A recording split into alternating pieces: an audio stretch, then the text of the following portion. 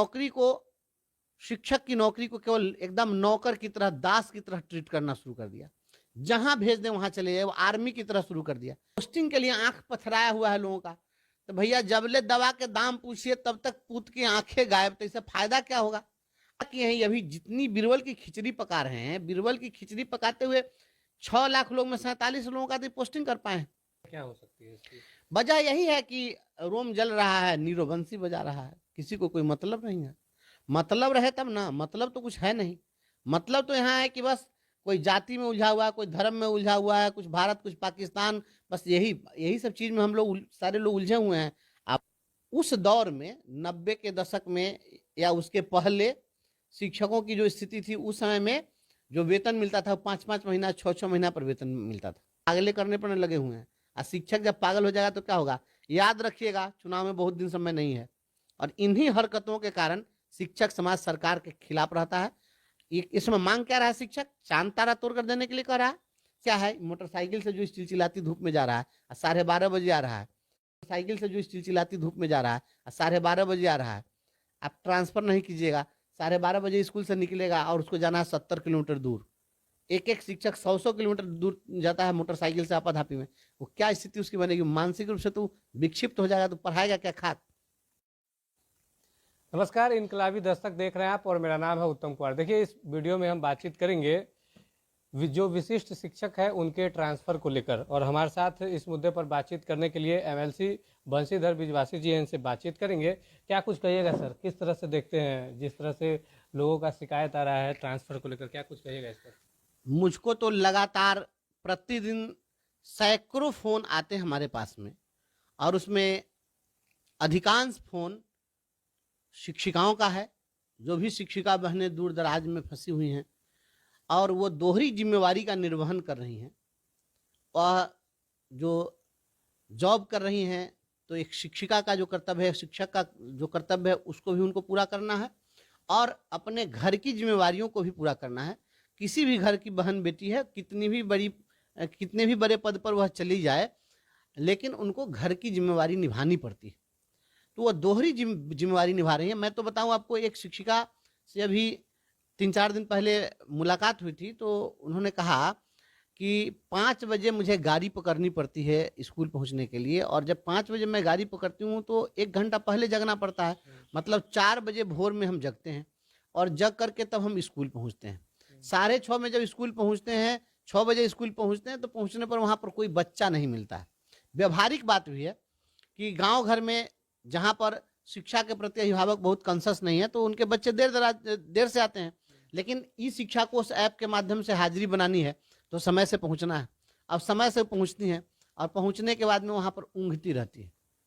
अब हर व्यक्ति का जो शरीर है, तो शरीर का तो फिजिकल रिक्वायरमेंट है, इसको पर्याप्त नींद भी चाहिए, पर्याप्त आराम भी चाहिए। और जब कोई व्यक्ति पूरी नींद नहीं ले, शरीर को अगर आराम नहीं मिले, तो वह मानसिक रूप से काम नहीं कर सकता है। आपको मानसिक रूप से काम करने के लिए आपके बॉडी को रेस्ट चाहिए और शांति सुकून की जिंदगी चाहिए। लेकिन इन लोगों ने, सरकार के सिस्टम के लोगों ने क्या किया? इस नौकरी को, शिक्षक की नौकरी को केवल एकदम नौकर की तरह, दास की तरह ट्रीट करना शुरू कर दिया। जहां भेज दें वहां चले जाए, वो आर्मी की तरह शुरू कर दिया। भैया आर्मी के लोगों को सीमा पर काम करते हैं, निश्चित रूप से बहुत ही डिफिकल्ट काम करते हैं, लेकिन वो जाकर के वहां पर किताब पढ़ाना, अपने दिमाग ब्रेन ड्रेन का काम उनको नहीं। उनको आदेश है, दुश्मन है गोली मारना, बस सीधी सी बात है, सरहद की हिफाजत करनी। उन लोग को उस तरह की ट्रेनिंग दी जाती है, विपरीत परिस्थितियों में जूझते हैं। लेकिन शिक्षक का जो काम है, वो शिक्षक का काम उनसे भी ज्यादा डिफिकल्ट काम है, कि वो काम जो है ब्रेन ड्रेन का काम है। ब्रेन ड्रेन करने के लिए जब ब्रेन ही नहीं रहेगा तो ड्रेन कहां से करेगा? तो स्थिति बना दी है कि ब्रेनलेस हो जाएगा आदमी। अभी तक जो स्थिति है, इसमें इन्होंने शुरुआत जब की तो इन्होंने कहा कि पूरे राज्य में जो भी गंभीर बीमारी से ग्रसित हैं, ऐसे लोगों का हम नजदीक में पोस्टिंग कर देंगे। तो अभी तक मात्र 47 लोगों की ये पोस्टिंग कर पाए। पूरे बिहार में 6 लाख टीचर में 47 लोगों की ये पोस्टिंग कर पाए गंभीर बीमारी से। तो उनकी पोस्टिंग इन्होंने कर दी, लोग ज्वाइन कर ली। इसके बाद पत्नी कहाँ पोस्टेड है इसके आधार पर पति का, और पति कहाँ पर है इसके आधार पर उसमें भी काफ़ी हम लोगों ने हल्ला हंगामा किया, तो इसको इन्होंने किया। तो कर तो दिए, आप ट्रांसफ़र कागज़ में इन्होंने कर दिया, लेकिन पोस्टिंग नहीं किया। अब वो पोस्टिंग के लिए आँख पथराया हुआ है लोगों का। तो भैया जबले दवा के दाम पूछिए तब तक पूत की आंखें गायब, तो इससे फायदा क्या होगा? आप कर दिए और उसकी पोस्टिंग नहीं कर रहे हैं, उसका स्कूल अलॉट नहीं कर रहे हैं, तो स्कूल जब अलॉट नहीं करिएगा तो कोई मतलब नहीं रह जाता है। विशिष्ट शिक्षकों की बात करें तो विशिष्ट शिक्षकों में जो शिक्षिकाएं हैं, महिला हैं, बस उनका दूरी के आधार पर आपने ट्रांसफर किया है, लेकिन उसमें ही पुरुष का आपने नहीं किया। विद्यालय अध्यापकों की बात करें तो उस पर अभी तक आपने कुछ किया ही नहीं है, तो दूरी के आधार पर आपने किया नहीं। तो ये अभी तक क्या किए हैं, ये अभी जितनी बीरबल की खिचड़ी पका रहे हैं, बीरबल की खिचड़ी पकाते हुए 6 लाख लोग में 47 लोगों का तो पोस्टिंग कर पाए हैं।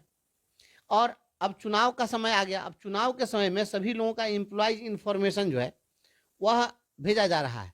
जब एम्प्लॉयज इन्फॉर्मेशन चला जाएगा, उसके आधार पर उनकी ट्रेनिंग शुरू हो जाएगी, फिर उसके आधार पर चुनाव की तैयारी शुरू हो जाएगी। तो फिर उस कहिएगा कि अब चुनाव के कारण जो है हमको आपका पोस्टिंग नहीं करेंगे, इधर से उधर ट्रांसफर नहीं करेंगे।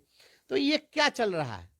और ऐसा नहीं है कि ये चीज़ें सरकार नहीं जान रही है। लगातार मैं अपर मुख्य सचिव महोदय से भी मैं संपर्क में हूँ, उनसे भी मेरी टेलीफोनिक बात हो रही है।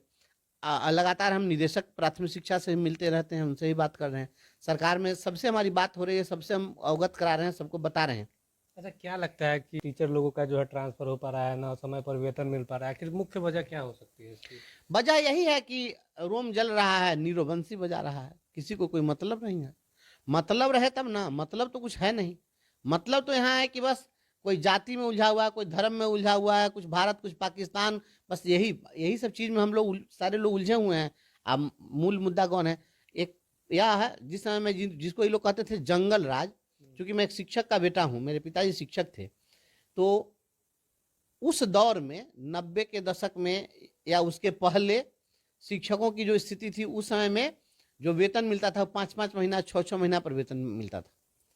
लेकिन इस सरकार में जब माननीय मुख्यमंत्री नीतीश कुमार जी की सरकार हुई है, तो वेतन की व्यवस्था बहुत पटरी पाई, बहुत सुधरी, लोगों को वेतन मिलने लगा। जब हम लोग बहाल हुए थे शिक्षा मित्र में, फिर नियोजित शिक्षक थे, उस समय भी 3-3 महीने 4-4 महीने हो जाता था। फिर धीरे धीरे हम लोग लड़ते रहे, तो फिर सुधार कुछ हुआ। अब तो फिर उसी दौर में फिर ये लेकर के चले गए।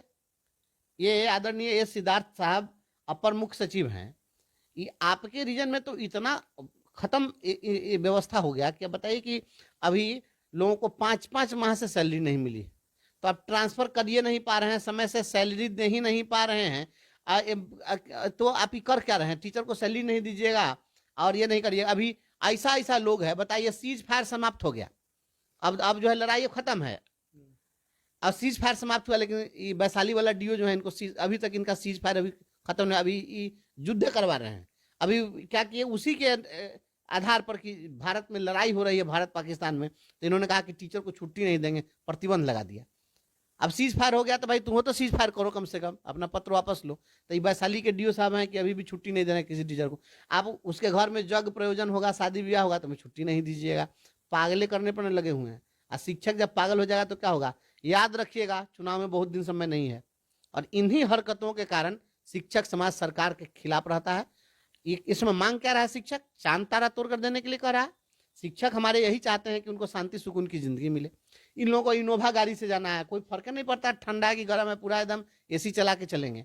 और आगे पीछे बॉडीगार्ड रहेगा, जहाँ जाएंगे, जहाँ मन है वहीं पर सर्किट हाउस बुक हो जाएगा, जहाँ मन होगा वहीं ठहर लेंगे। जिस ऑफिस में जाएंगे तो आरती उतारने के लिए अधिकारी सब खड़ा रहेगा।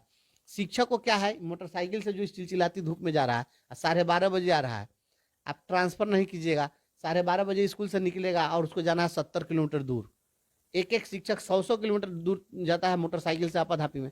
वो क्या स्थिति उसकी बनेगी? मानसिक रूप से तो विक्षिप्त हो जाएगा, तो पढ़ाएगा क्या खात?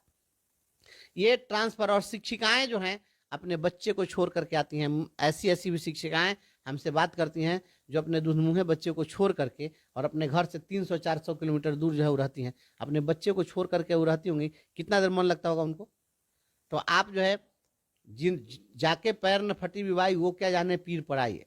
आपका अपना बच्चा अगर रहे और आपकी पत्नी अगर उसको छोड़ करके अगर और इतने दूर अगर रहे, तब ना उसका दर्द समझते, तो कोई समझने के लिए तैयार नहीं। अच्छा, एक रीजन ये भी हो सकता है कि लगातार जो टीचरों का जो बहाली हुआ है, वो भी एक मुख्य वजह हो सकता है कि काफी भारी संख्या में शिक्षक लोग हैं, इसके कारण भी सरकार वेतन नहीं। तब बहाले को बहाल करना है तो बहाल करते रहिए।